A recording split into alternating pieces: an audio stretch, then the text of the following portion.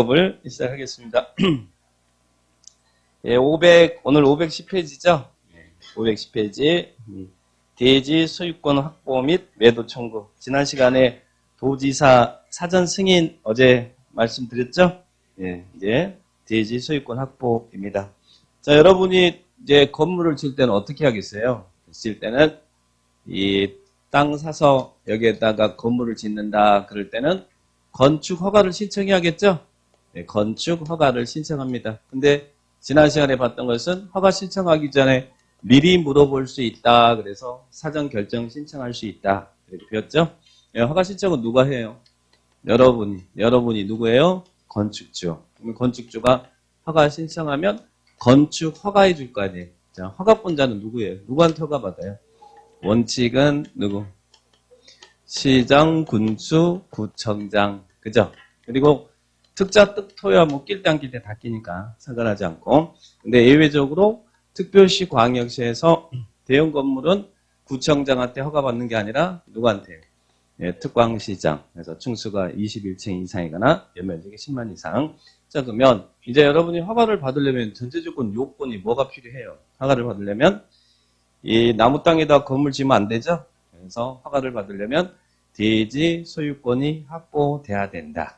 대지 소유권이 확보가 돼야 여기에 대한 소유권이 있어야 허가를 받을 수 있어요. 자, 그런데 대지 소유권이 없어도 허가를 받을 수 있는 경우가 있습니다.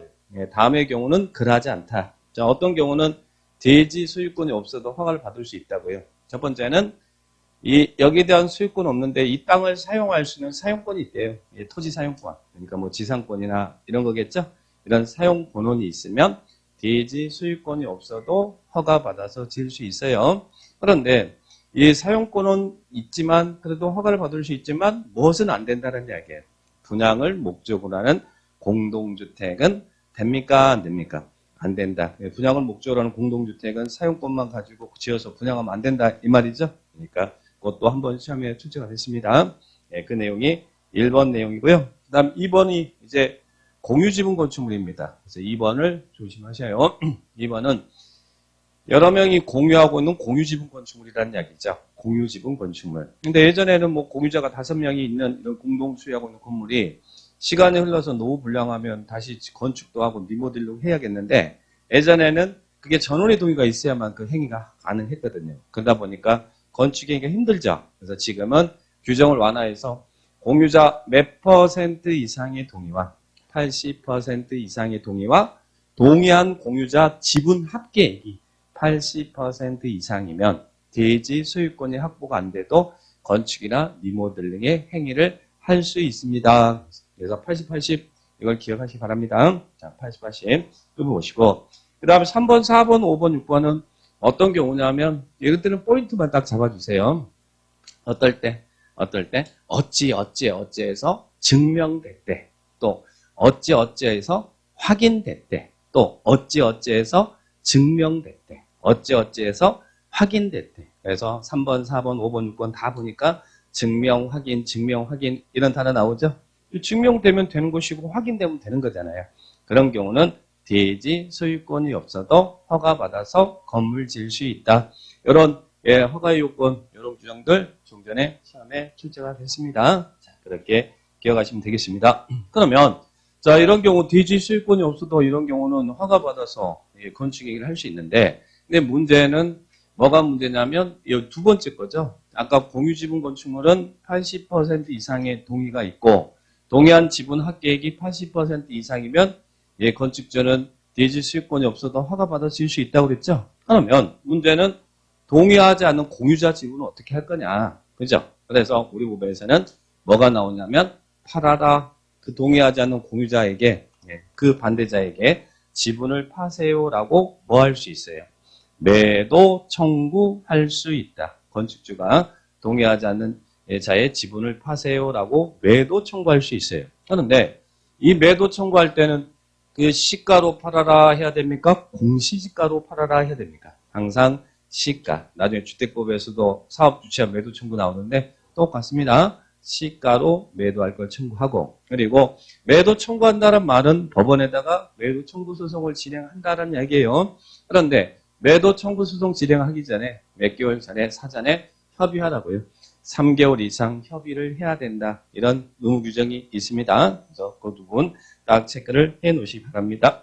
자, 그 다음에 밑에 소유자를 확인하기 곤란한 공유 지분 등에 대한 처분이 있죠. 자, 그 말은 무슨 이야기? 항상 소유자 확인이 동의하지 않은 공유자 5명 중에 1명이 어디 갔는지 소재가 확인이 안 된대. 그런 경우도 있잖아요. 그죠? 그게 행불이잖아요. 행불. 그러면 행불자의 확인은 어떻게 할 거냐?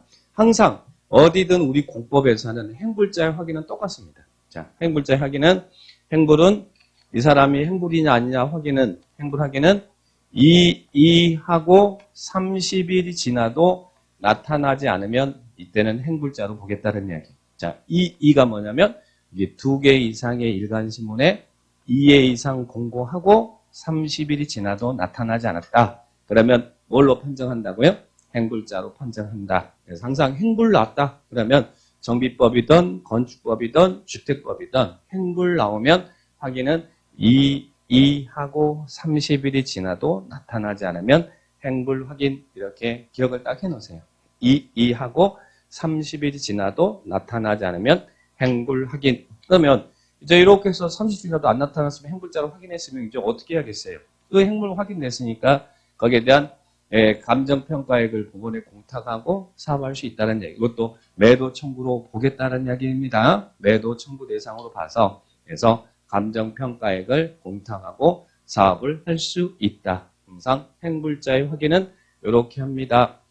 기억해 놓으시면 돼요. 숫자만 2하고 30. 자, 그게 1번입니다. 1번이고 2번은 감정평가액을 지분 감정평가액을 법원에 공탁하고 착공할 수 있다. 그 정도만 체크합니다. 그러면 이 건축가 요건 보시고요. 그 다음에 뒤로 넘겨보시면 허가 거부가 있고 허가 취소가 있죠. 자, 허가 취소, 허가 거부. 자, 우리는 여기 허가 취소가 먼저 나와 있으니까 허가 취소를 볼까요? 우리 건축법에서는 여러분이 허가 받았어. 근데 이러이러한 사유가 발생하면 허가를 조심할 것은 취소하여야 한답니다. 기속 취소 사유지 재량 취소 사유가 아니에요. 자, 그러면 우리 건축법에서는 어떤 경우 건축 허가를 취소하도록 하고 있습니까? 크게 3가지 경우가 있죠. 허가를 취소해야 되는 경우. 자, 첫 번째는 허가를 받았습니다. 여러분이 허가 받았어요. 허가 받았으면 어떻게 해야 돼요? 건축 허가 받았으면. 허가 받았으면 착공 신고하고 그리고 공사 착수해야 되겠죠? 그런데 허가 받았는데 몇 년 이내 착수를 안 했대요. 2년 이내 착수하지 않으면 허가를 취소하여야 한답니다. 할 수 있다가 아니고 건축법에서는 취소는 기속 취소 사유라는 걸 기억합니다. 2년 이내 착수하지 않으면 허가를 취소하여야 한다. 그런데요. 자, 이 경우 지금 취소 사유 첫 번째 사유인데 여러분이 허가 받았는데 2년 이내 착수하면 허가 취소 당하잖아요. 기분 나빠요, 안 나빠요? 나쁘잖아요. 그냥 기속 취소 사유잖아요. 허가 착수 안 하면 허가 취소하니까. 그러면 한 번은 물어볼 수 있는 거 아닙니까? 한 번은. 그래서 이 경우는 정당한 사유가 있으면 1년의 범위 내에서 연장할 수 있더라. 기분 나쁜 사람도 겁나 많으니까 1년의 범위 내에서 연장할 수 있더라. 이 부분도. 그래서 연장 나오면 다 1년이에요. 연장은 건축법이든 주택법이든 연장 나오면 1년. 이렇게 기억해 놓으시면 되겠습니다. 나중에 건축 신고에서도 연장은 1년이거든요. 자, 1년 연장할 수 있다. 보시고. 그 다음 두 번째는 어떤 경우 또 허가 취소합니까? 여기 또 하나 주의할 것은 공장 건물은 3년이에요. 일반 건물은 2년이고 공장은 3년 내 착수하자면 취소해야 된다. 하나 보시고. 두 번째는 착수했으나 공사 완료가 불가능합니다. 그러면 허가를 취소하여야 한다. 기속 취소 사유. 그 다음 세 번째입니다. 세 번째. 아까 여러분 허가를 받으려면 전제 조건은 뭐가 전제였어요? 대지의 소유권이 확보가 돼야 허가받을 수 있다고 그랬죠? 이게 원칙이잖아요. 그래서 여러분이 대지 소유권 확보해서 허가받았어요. 그러면 허가받아서 착공하려면 착공 신고해야 되잖아요. 근데 이 착공 신고 전에 대지 소유권이 상실해버렸대. 경공매 등으로. 그러면 대지 소유권이 상실해버리면 나무 땅에다가 건물을 짓는 거나 마찬가지 아니에요. 그래서 우리 법에서는 착공 신고 전에 경공매 등으로 대지 소유권이 상실했는데 6개월 내 수익권 회복이 안 되면 그때는 공사 착수가 불가능한 것으로 봐서 뭐 해요? 예, 건축허가를 취소하여야 한다. 자, 몇 개월이 경과해야 돼요? 6개월. 6개월까지는 기다려주겠다. 이 말이죠. 그래서 이런 숫자를 기억을 딱 하시기 바랍니다. 그래서 취소 사유, 이런 사유가 발생하면 예, 하여야 한다. 근데 사유 중에 1번은 정당한 사유가 있으면 1년의 범위 내에서 연장할 수 있다. 이런 부분들 여기 1번만 잘 체크하시기 바라고요. 그 다음 그 위에 건축허가 거부입니다. 자, 허가 거부. 건축허가를 하지 않을 수도 있대요. 자, 올해 이 법이나 다른 법률의 규정에도 불구하고 허가 신청이 있을 때 이 허가권자는 건축허가 이러이러한 사유가 발생하면 건축허가를 거부할 수 있다. 건축허가를 하지 않을 수도 있다. 이런 규정을 만들어놨습니다. 그래서 어떤 경우에는 이 법이나 다른 법률의 규정에도 불구하고 건축위원회 심의 거쳐서 허가를 하지 않을 수도 있다고요. 자, 첫 번째는 주거환경, 교육환경 보호가 필요한 지역이에요. 주교. 허가권자가 판단하기에 주거환경, 교육환경 보호가 필요한 지역에서는 뭐에 대해서 위수기, 위락시설과 숙박시설에 대해서는 건축위원회 심의 거쳐서 허가를 하지 않을 수 있습니다. 박스 안에 첫 번째 사유입니다. 주거환경, 교육환경 보호가 필요하다. 그러면 우리 서구청장이 판단하기에 주거환경, 교육환경 보호가 필요한 지역에서 위수기에 대해서는 건축위원회 심의 거쳐서 허가를 하지 않을 수 있어요. 그래서 이게 어디서 많이 들었던 건데 죽여준다, 위수기, 죽여준다, 위수기 어디서 들어봤어요? 어제 들었죠, 어제. 어제 도지사의 사전 승인. 주거환경, 교육환경 보호가 필요하다고 도지사가 지정 공간지역에서는 시장 군수가 허가할 때 도지사한테 승인을 받아야 했잖아요, 위수기. 도지사가 지정 공간지역에서는 허가권자는 도지사한테 승인을 받아서 위수기를 허가했고, 여기는 이제 그와 상관없이 허가권자가 판단하기에 주거환경, 교육환경 보호가 필요하면 이것도 별도로 위수기에 대해서는 건축위원회 심의 거쳐서 허가를 하지 않을 수도 있다는 이야기예요. 그래서 죽여준다 위수기는 2번 죽습니다. 어디서? 도지사의 사전 승인에서 3번, 그리고 또 하나 건축 불허가에서 1번. 죽여준다 위수기. 근데 여기를 주거환경, 교육환경 보호가 필요할 때 위수기에 대해서 허가하지 않을 수 있다지 여기 다른 문장이 나오면 다른 용도가 나오면 안 돼요. 그래서 그거 하나 조심하시면 됩니다. 그 다음에 두 번째는 그냥 읽어봐도 돼요.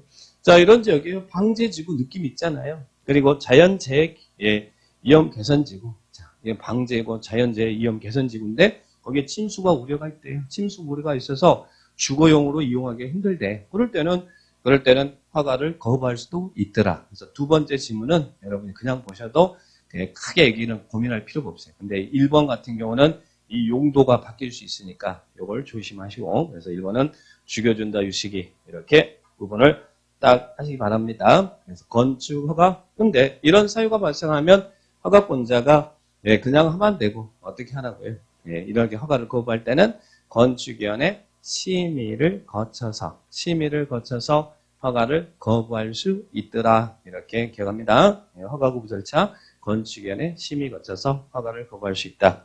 그래서 허가 취소, 허가 거부 이런 내용들 잘 체크해 놓으시면 되겠고요. 그 다음에